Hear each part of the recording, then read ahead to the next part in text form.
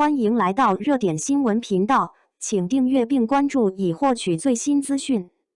历时8个月，总共拍了127场戏的程毅真冤，5年前的杨紫更冤。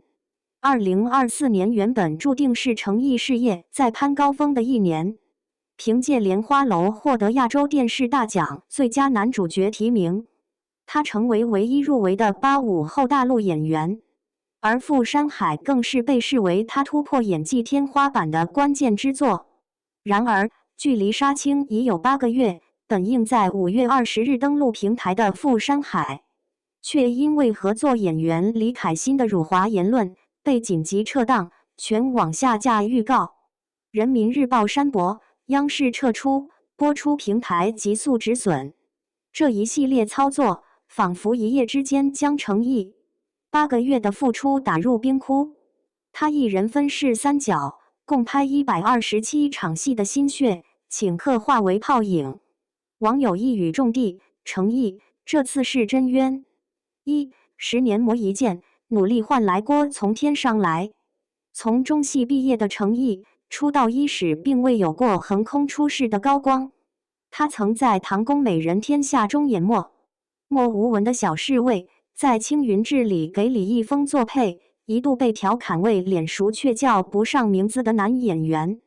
2016年到2020年，程毅几乎坐了整整4年的冷板凳，直到《琉璃》播出，他凭借深情复杂的雨丝缝，用时世轮回的眼神变化，真正走进了观众的视野。剧集收官时话题阅读量高达133亿，成为他坚持多年努力的回响。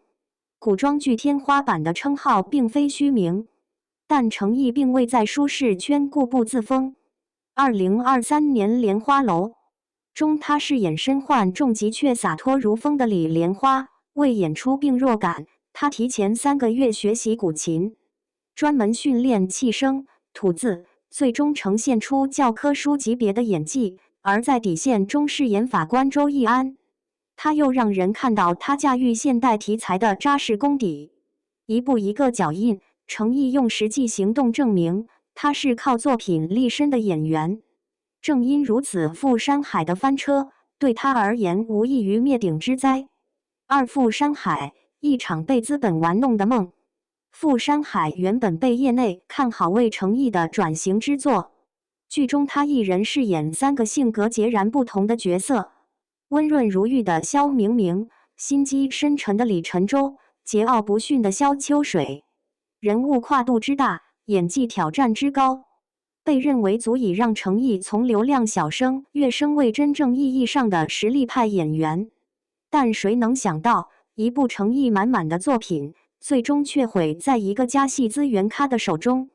李凯欣作为剧中名义上的女三，却被爆出在剧情中贯穿3条感情线，甚至部分集数中戏份压过男女主角。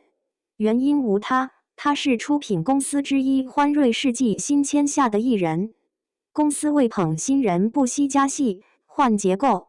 而这位甜妹人设的演员，却被前助理爆料早在海外社交平台上频频发表辱华言论，曾说来中国拍戏只是为了赚钱。大多数中国人士甚至刻意使用 Lunar New Year 挑衅华人文化认同。如此一颗老鼠屎，却能一路绿灯进入剧组，拿到大制作、重量级角色，正是娱乐圈最荒唐的缩影。而程毅呢，为拍好3重角色，顶着横店40度高温，吊威亚达120天之久。武打特训期间瘦了整整15斤。他本应是作品的灵魂，却成了资本博弈下的牺牲品。制片方算过账，若要删掉李凯欣的戏份，无论是通过 AI 换脸还是重新补拍，都需上千万投资。而程毅的档期早已排满至2026年，无法配合重拍。这意味着，即便重启也难以回归原貌。更讽刺的是，李凯欣背后的公司正是第3出品方，出于资本平衡考虑，哪怕早知其有争议背景，也依旧力保其参演。最终，平台方为了避免风险，选择一刀切，而程毅则被迫承受连带损失。据报道，仅此次撤播一剧，联合出品方稻草熊娱乐市值已蒸发近90亿。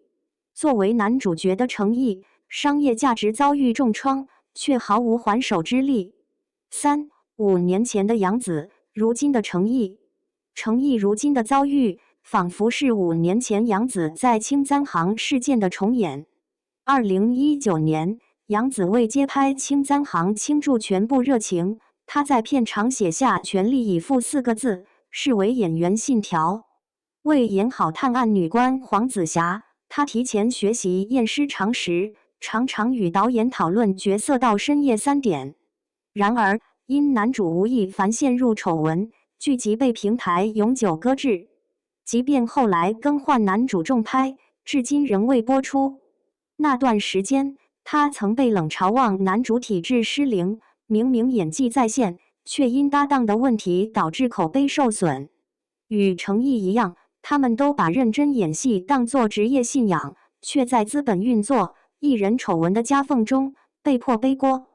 杨紫无奈表示，演员能控制的只有自己的表演。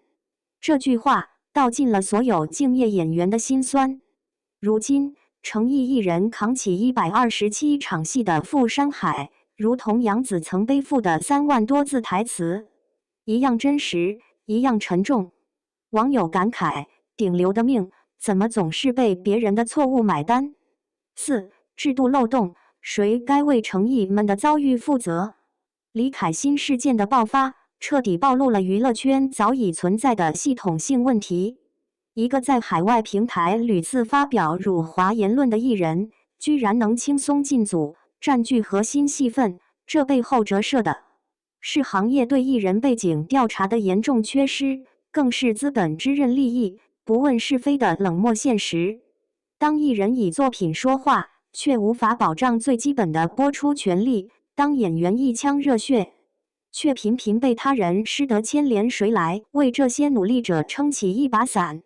面对争议，网友声音分为2派，一方坚持巨人分离，希望拯救好作品；一方则高喊零容忍，要求彻底封禁。孰是孰非，难下定论。但可以肯定的是，无论哪种选择，受伤的始终是那些认真演戏的人。因此，真正的问题在于制度不完善，责任不明晰。对制片方而言，选角前必须加强艺人背景调查机制，不应为资本利益牺牲作品纯度。对平台方而言，争议剧集应有合理补救机制，如 AI 换脸、技术替换，而非一刀切式处理，避免浪费创作者心血。对观众而言，在理性抵制失德艺人的同时，也请多一份对好演员的包容与理解。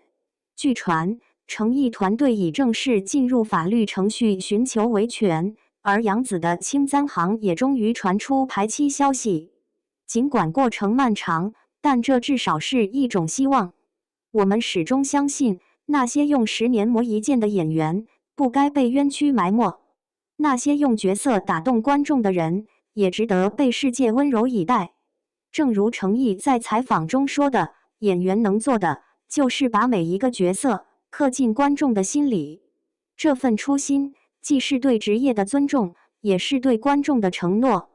更希望有一天，娱乐圈的每一份努力都能得到应有的回报。